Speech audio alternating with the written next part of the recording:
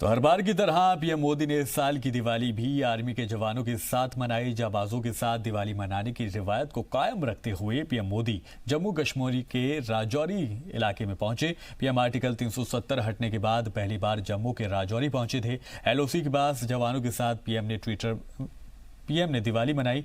लौटते वक्त पठानकोट एयरबेस का भी दौरा किया।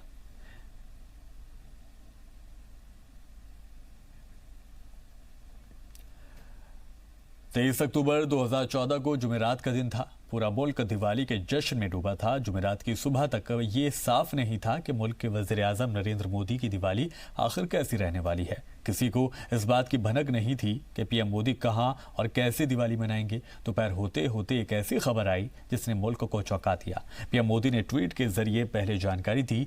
जब तक चर्चाएं जोर पकड़ती तब तक पीएम मोदी दुनिया के सबसे ऊंचाई वाले जंग के मैदान में पहुंच चुके थे।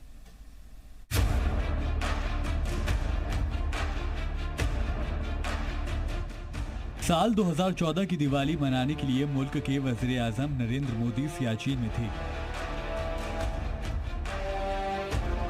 12,000 फुट की ऊंचाई पर मौजूद सियाचिन बेस कैंप में हिंदुस्तानी मुसल्लह अफनवाज के अफसरान और जवानों के चेहरे पर खुशी देखते ही बन रही थी। उन्हें यकीन ही नहीं हो रहा था कि मुल्क के वजीर आजम दिवाली के मौके पर उनके बीच थे। सियाचिन के परेशान कुन इलाकों में पहुंचकर उन्हें दिवाली की मुबारकबाद देने की हिम्मत इससे पहले किसी और पीएम ने नहीं की थी। पीएम मोदी ने सरहद की हिफाजत करने वाले जांबाजों से एक एक करके मुलाकात की, उनकी हौसला अफजाई की। ऐसी दुर्गम परिस्थिति में अपने आप को खपा रहे हैं, अपनी जिंदगी देशवासियों की खुशी के लिए आप न्योछावर कर रहे हैं। इसके बाद शुरू हुआ जवानों को तोहफा और मिठाई खिलाने का सिलसिला। पीएम मोदी अपने साथ खूब सारे तोहफे और मिठाइयां लेकर पहुंचे थे। आज भारत चैन से सोता है क्योंकि आप दिन रात जगते हैं। वो सुख शांति की जिंदगी जीता है क्योंकि आप कष्ट झेलते हैं। साल था 2015 और इस बार दिवाली 11 नवंबर को थी। मुल्क की निगाहें एक बार फिर पीएम मोदी के प्रोग्राम पर टिकी थी। 2014 में दिवाली के दिन सियाचिन का दौरा करके पीएम ने एक रिवायत की शुरुआत कर दी थी। वो रिवायत थी दिवाली के दिन मुल्क के जवानों के इज्जतो वकार में इजाफा करने की, और इस बार उन्होंने पंजाब को चुना था। पीएम बनने के बाद नरेंद्र मोदी लगातार दूसरी बार फौज के साथ दिवाली मना रहे थे। इस दिवाली दौरे पर भी पीएम मोदी अफवाह से खुलकर मिले जुले, हाथ मिलाए और उनके साथ तस्वीरें खिंचवाईं।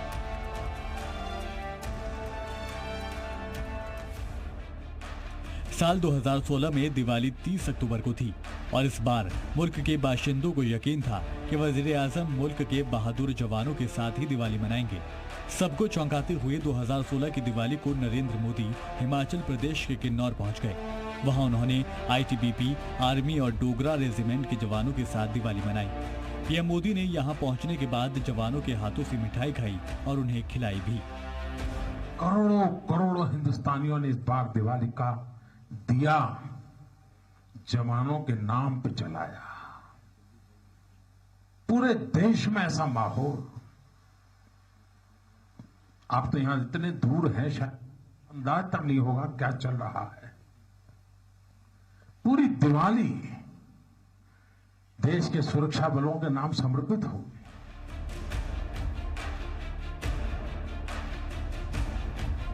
साल 2017 में दिवाली 19 अक्टूबर को मनाई गई थी। इस साल भी पीएम नरेंद्र मोदी ने आर्मी के जवानों के साथ दिवाली मनाई थी। पीएम मोदी जम्मू कश्मीर के गुरेज सेक्टर में आर्मी के जवानों के बीच पहुंचे थे। मुल्क भर में दिवाली के जश्न के बीच पीएम नरेंद्र मोदी एलओसी से सटे गुरेज सेक्टर में तैनात आर्मी और बीएसएफ के जवानों के बीच थे। पीएम मोदी ने करीब 2 घंटे जवानों के साथ बिताए और मिठाइयां खिलाकर उन्हें दिवाली की मुबारकबाद दी। 125 करोड़ देशवासियों की सुरक्षा है ना, उसके लिए जिंदगी ये उसकी जहन में होता है। वो सोता है, बैठता है, जागता है, उठता है। या तो वो तिरंगे के लिए जीता है या तिरंगे को लपेट के मरता है। ये उसका मिजाज होता है। फौजी वर्दी में आंखों पर काला चश्मा लगाए पीएम मोदी ने एलओसी के पास गुरेज सेक्टर में फौजियों के साथ दिवाली के दिन वक्त बिताकर उनका जोश बढ़ाया।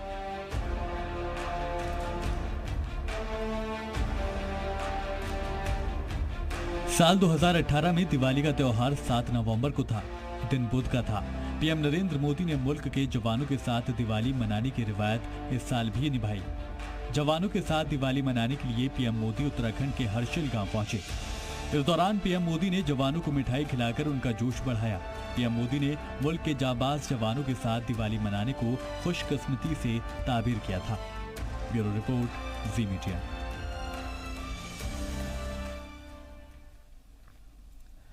महबूबा मुफ्ती ने जम्मू कश्मीर को दिवाली की मुबारकबाद नहीं दी, लेकिन एक ट्वीट जरूर किया जिसमें लिखा था कि हिंदुस्तान सरकार ने कश्मीर को जहन्नुम बनाया है। 31 अक्टूबर को दोबारा कश्मीर में कर्फ्यू लगने वाला है। महबूबा मुफ्ती के ट्वीट के बारे में डिफेंस एक्सपर्ट अनिल गुप्ता और कविंद्र गुप्ता ने कहा कि इनकी सोच बहुत छोटी है, इसीलिए 31 अक्टूबर से लागू हो रही यूनियन टेरिटरी के लिए बेकार बातें ट्वीट के जरिए कर रही हैं। उन्होंने कहा कि महबूबा का चेहरा इतनी बुरी तरह से बेनकाब हो चुका है, जो अब कह रही हैं उसकी तरफ किसी का ध्यान ही नहीं जा रहा। महबूबा मुफ्ती खुद तो ट्वीट नहीं कर रही, उनकी बेटी उनकी तरफ से ट्वीट कर रही है। अगर कश्मीर की बात करें तो वहां के हालात बिल्कुल ठीक हैं और बाजार खुले हैं, लोग आ जा रहे हैं, स्कूल कॉलेज खुल चुके हैं। इन लोगों की रोने की जो आदत पड़ी हुई है वो खत्म नहीं हो रही है। वही इसीलिए ये कह रही हैं कि हो सकता है कि किसी के इन पर रहम आ जाएगा। अब 35 से और 370 जा चुका है, अब इनको मनाने वाला कोई भी नहीं है। देखिए, महबूबा मुफ्ती का चेहरा इतनी बुरी तरह बेनकाब हो चुका है कि अब वो जो भी कहती हैं उसकी तरफ ध्यान भी नहीं जाता है। हकीकत तो यह है कि वो खुद तो ट्वीट कर नहीं रही है, उनकी बेटी उनकी तरफ से ट्वीट करती है और उसकी बेटी को भी जो कहा जाता है वो कर देती है। उसे मालूम नहीं वो क्या ट्वीट कर रही है। यहाँ तक कश्मीर की हालत है, कश्मीर बिल्कुल खुश है। कश्मीर में हालात मामूल पे आ रहे हैं। जहाँ पे पहले 4 घंटे बाजार खुलते थे, अब 10 घंटे, अब 6 से 7 घंटे बाजार खुल रहे हैं। ट्रैफिक नॉर्मल है, ट्रैफिक जैम्स हो रहे हैं, तो स्कूल लोग बच्चे एग्ज़ाम्स की तैयारी कर रहे हैं। तो ये सब जो है ये एक किस्म का नाटक है। दुनिया के सामने जो रोने की आदत पड़ी हुई है इन लोगों को, बार बार ये अपना रोना कर रहे हैं ये सोचकर कि शायद इनको किसी को तरस आ जाएगा, लेकिन इनको हकीकत समझनी पड़ेगी। हकीकत ये है कि 370 गया है, 370 हमेशा के लिए गया है और अब इनको मनाने वाला भी कोई नहीं है। डोडा जिले में भी दिवाली की धूम देखी गई। लोगों ने मिठाइयां तकसीम की और एक दूसरे को मुबारकबाद दी। बाजारों में भी लोगों की भारी भीड़ देखने को मिली। लोग पटाखे और मिठाइयां खरीदने में मसरूफ नजर आए। वहीं डोडा के लोगों ने एक रैली निकाली जो डोडा रामलीला ग्राउंड से जाकर खत्म हुई। इस दौरान जिले में मिलिटेंटों की जानिब से मारे गए लोगों को खराज अकीदत भी पेश किया गया।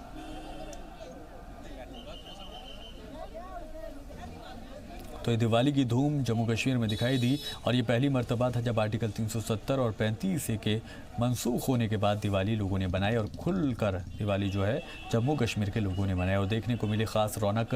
बाज़ारों में अच्छी खासी भीड़ दिखाई दे रही थी। लोगों ने एक दूसरे को मुबारकबाद पेश की और गंगा जमनी तहजीब जो है उसकी भी मिसाल कई जगहों पर देखने को मिली, जहां पर मुस्लिम तबके के लोगों ने गले मिलकर अपने हिंदू भाइयों को दिवाली की मुबारकबाद पेश की थी। साथ ही साथ एक दूसरे को मिठाइयाँ खिलाई, एक दूसरे का मुंह मीठा कराया। हालांकि दिवाली पर लोग पटाखे बहुत खरीदते हैं, लेकिन जम्मू की पटाखा मार्केट कल बिल्कुल सूनी पड़ी रही थी। हालांकि कारोबारियों ने खूब सलीके से अपने पटाखों को सजाया हुआ था, लेकिन बहुत कम ग्राहक दुकान पर दिखाई दिए। वहीं लोगों का कहना था कि दिवाली सब अच्छे से मनाएंगे क्योंकि मोदी जी की जानिब से जो भी काम किए जा रहे हैं वो आवाम की भलाई के लिए हो रहे हैं, इसीलिए सब बर्दाश्त कर लेंगे।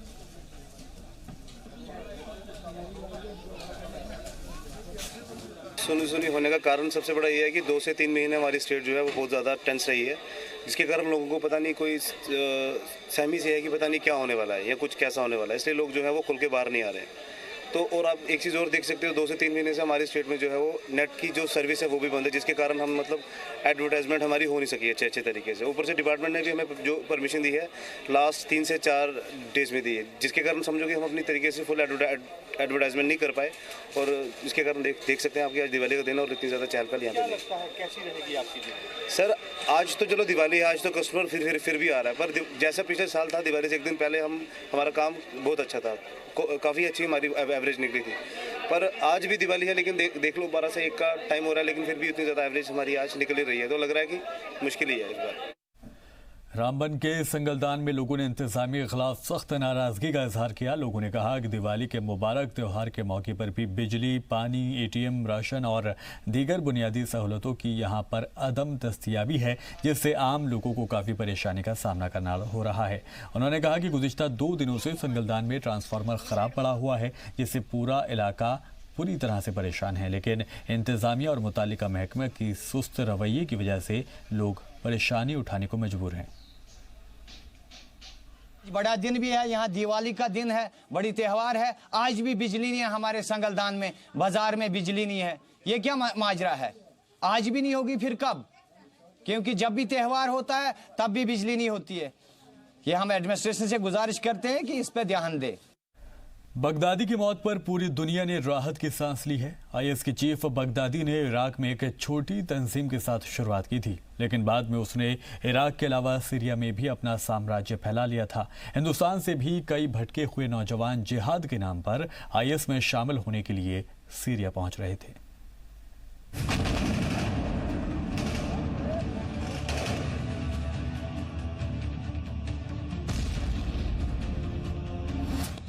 जब पूरा हिंदुस्तान दिवाली के जश्न में डूबा हुआ था, उसी दौरान अमेरिका से एक बड़ी खबर आ गई। खबर इतनी बड़ी थी कि उसके ऐलान के लिए अमेरिकी सदर डोनाल्ड ट्रंप को मुल्क और दुनिया के सामने आना पड़ा। ट्रंप ने ऐलान किया कि दुनिया के सबसे बड़े दहशतगर्द अल बगदादी का खात्मा हो गया है। U.S. Special Operations Forces executed a dangerous and daring nighttime raid in northwestern Syria and accomplished their mission in grand style. The U.S. personnel were incredible. I got to watch much of it. No personnel were lost in the operation, while a large number of Baghdadi's fighters and companions were killed with him. He died after running into a dead-end tunnel, whimpering and crying and screaming all the way.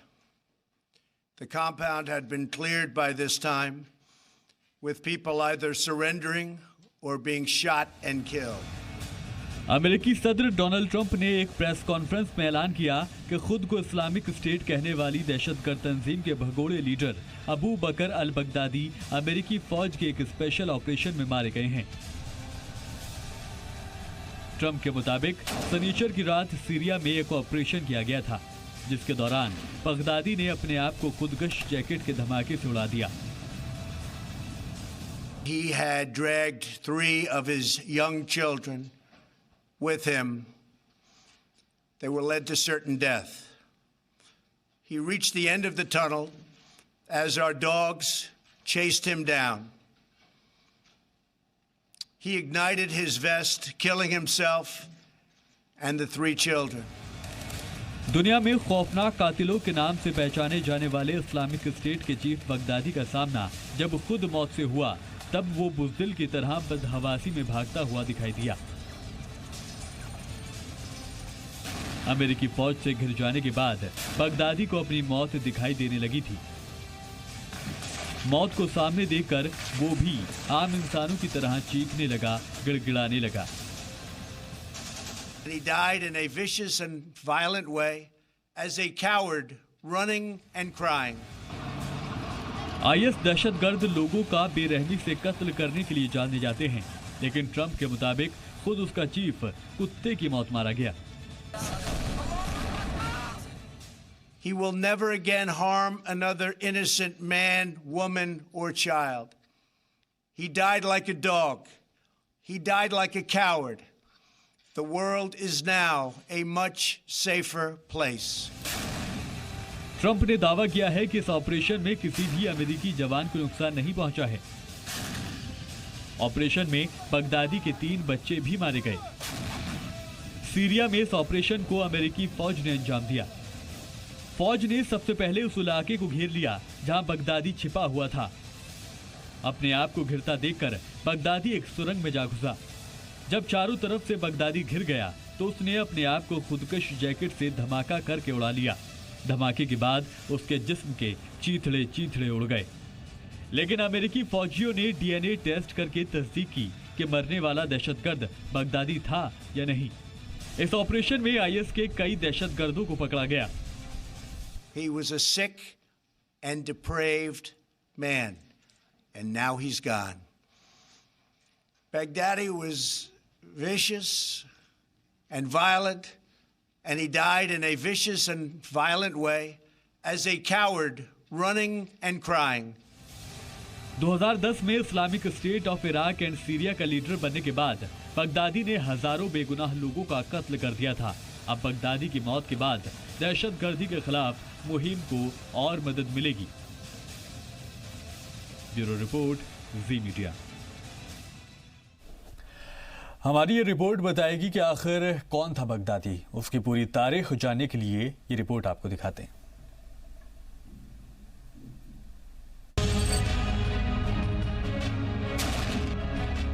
Abu Bakr al Baghdadi दुनिया भर में दहशतगर्दी के आका के तौर पर जाना जाता था।